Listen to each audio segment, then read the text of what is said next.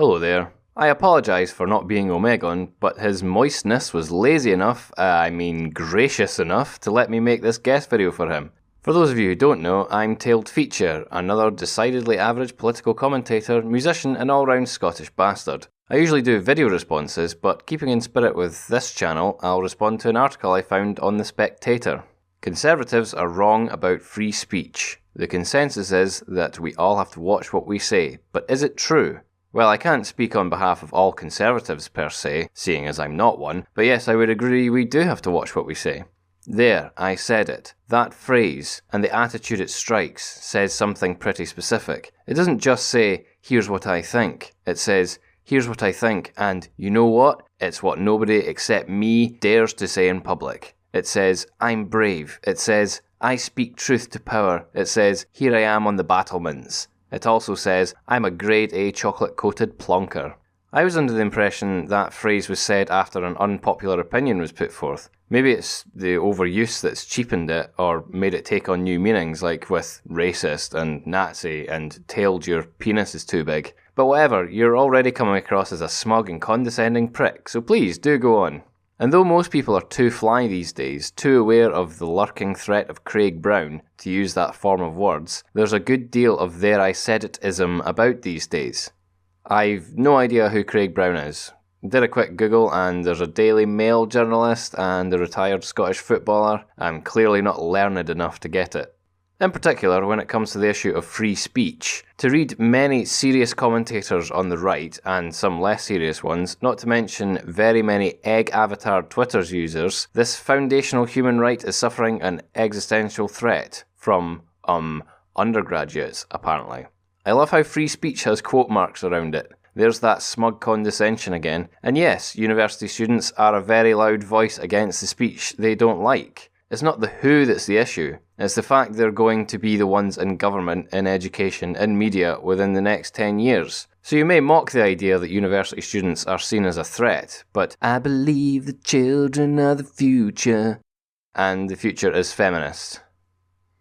Big serious books about all this are catnip to major publishing houses. This autumn, Alan Lane publishes Jonathan Haidt and Greg Lucan foreign on the coddling of the American mind. There's Claire Fox's I Find That Offensive and Mick Hume's Trigger Warning. There are contributions from Timothy Garton Ash, Nigel Warburton and Irwin Foreign.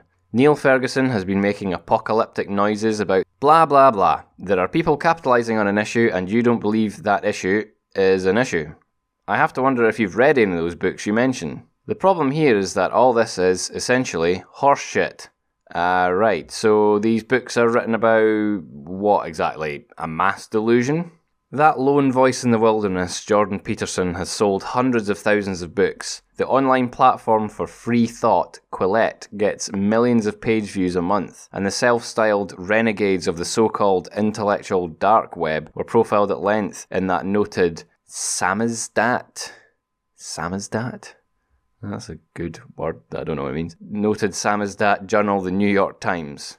And what does that have to do with free speech, or the lack thereof? To be honest, mate, it just sounds like you're butthurt that no one's reading your swill. My colleague Freddie Gray remarks, and I think he's bang on, that the free speech debate is this decade's version of the new atheism that so captivated publishing houses in the noughties. Yeah, there's a lot of parallels there, one of which being that the issues being discussed are very real and need to be addressed. The return of theocracy having been seen off, the new threat is to freedom of speech. I wouldn't say theocracy has been seen off, and I wouldn't say the threat to freedom of speech is new either. It's just that the stifling of speech is becoming more of a problem, so more people are joining the fight to protect it. But free speech is kind of an Aunt Sally anyway.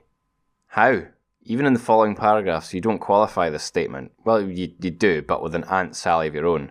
An Aunt Sally is a straw man, if you didn't know. Free speech is everywhere in ways that most people will endorse, abridged both de facto and de jure. It's abridged de facto by good manners, which is what about 80% of political correctness adds up to. And what's the other 20%, dare I ask? Could it be de jure political correctness? And by a social consensus policed by the bounds of acceptability. If you say something offensive, you may well suffer an influx of angry eggs. Turn up at a costume party blacked up or dressed as a Wehrmacht officer, and unless your host is tacky, you can expect to cop some flack, but you won't go to jail. No, you'll be fined £800. It's okay, guys, free speech isn't under attack because you won't be incarcerated for it. You'll be punished, but not locked up. It's fine. And free speech is abridged de jure by legal sanctions on libel, false advertising, incitement to violence, and, in some countries and more controversially, blasphemy, hate speech, Holocaust denial, and so on. I'm assuming you're a British citizen. There are hate speech laws in the UK. Now, I'm all for libel laws, false advertising laws, and in some circumstances I support laws against incitement to violence. I'm not going into my stance on this right now, maybe ask me later. But you seem to be under the misapprehension that we don't have hate speech laws here.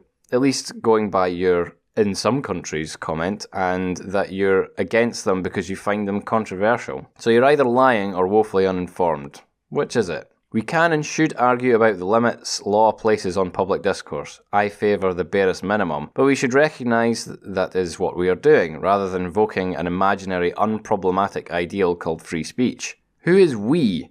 I don't think anyone you're referring to denies there's nuance to the free speech debate. I'm glad you favour the barest minimum governmental intervention on what we can and cannot say. Perhaps you'd be good enough to join in the campaigns instead of willfully ignoring what's going on. For the most part, what those angry at the suppression of ideas are complaining about is people arguing noisily back at them. I'd love to see where you're having these experiences. They must inhabit an entirely different reality to the one everyone else is in. No platforming is a stupid and philistine thing for individual student unions to do, but we're not looking at something that strikes at the roots of public discourse, so much as something that takes secateurs here and there to bits of the foliage. I'm glad you disagree with no platforming. I have to wonder if you'd be so soft on the student unions if it were more left-leaning types who were being no-platformed. Of course, left-leaning people are regularly no-platformed as well, for the crime of not being left enough. You greatly underestimate the regularity no-platforming occurs, and the effect it has on people. It's not just the no-platforming either, it's the intimidation tactics through which no-platforming is achieved. Also, if you prune a plant too much with secateurs, you will kill it. Groupthink is unattractive, but it is always with us, and that's precisely why we have customary and legal protections on free speech as a bulwark against majoritarian tyranny. Except we don't. There are people being arrested under de jure speech laws. Where have you been for the last 10 years? Free speech includes both the right to tell someone else to shut their trap and the right to go on talking, and obviously that's what the "there I said it" mob is doing. Yeah, but if someone says shut your trap but with the addendum, "you Muslim prick," they can be locked up for it. If anything, the problem is not with things becoming unsayable, but the opposite. Technology has so far outstripped the reasonable legal sanctions we do have on public speech that fake news can move the dial in real elections. I can't imagine what you're referring to here.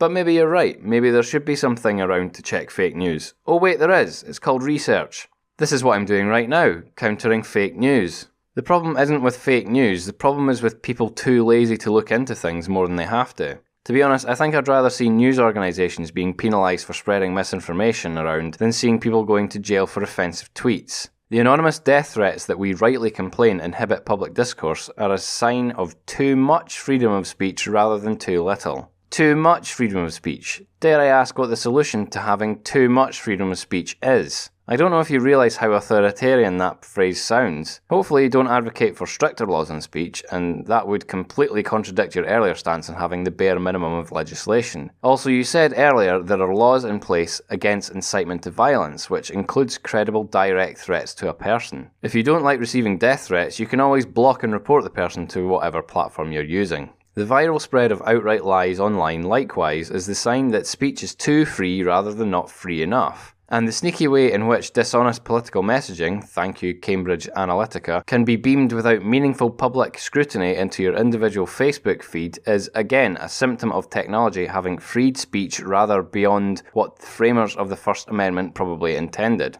I agree, these things are negative, but they are the consequences of free speech and we have to deal with them. We shouldn't have to deal with fines and jail time over what we say, other than in exceptional circumstances. I don't believe for a moment you haven't heard of Count Dankula and his ridiculous case. If you haven't, then you don't know anything about the contemporary free speech movement, and it's not like his case is in isolation. There are lots of people being dragged through the courts for things they've said either online or in person. That's what we're arguing against, not your own Aunt Sally.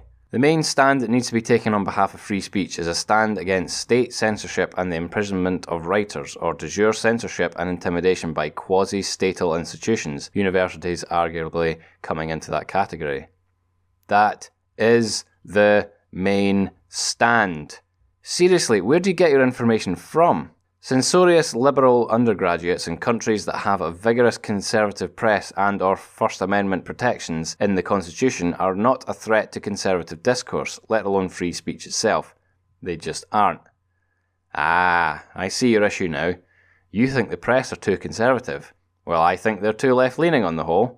And perhaps you're not from the UK with all this talk of constitutions and First Amendments. Don't worry about it. With all the universities no platforming conservatives and churning out socialists, there will be no conservative journalists left soon enough. So why all this noise? I think there's a psychological reason, first of all. If you're able to feel as if you're bravely standing alone against vast forces threatening to crush your way of life, you are, in that fine neologism from The Simpsons, embiggened.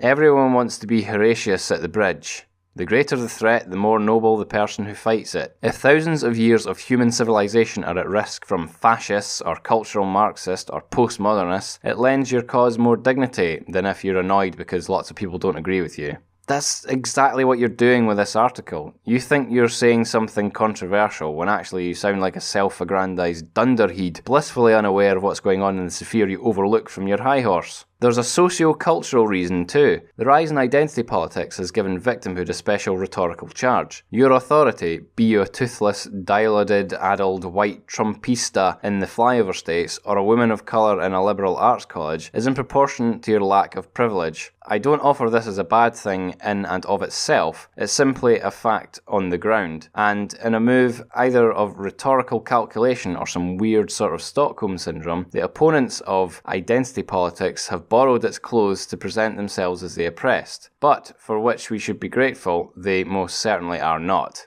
There, I said it. I don't think anyone's saying they're oppressed. Most people are fighting from a point of principle, something which you'd have known if you'd taken the time to hear the arguments proponents of free speech are actually making. Anyway, that's the end of that article. What a shit show. I mean, the guy's obviously well educated and well read and everything, so it just boggles the mind how he could be so ill-informed on the issue that he claims to know so much about. Talk about missing the point, eh? Anyway, I'd like to thank Omegon for letting me take this space on his channel, and if you like what you heard, feel free to subscribe to my channel. It's just Tailed Feature. I'm sure he'll link it in the description. Follow me on Twitter. Again, it's just @TailedFeature, and I'll be monitoring the comments of this video for a little while, so if you have any thoughts or opinions or disagree with me, even better, leave a comment down below and I'll speak to you soon. Cheery and drasta.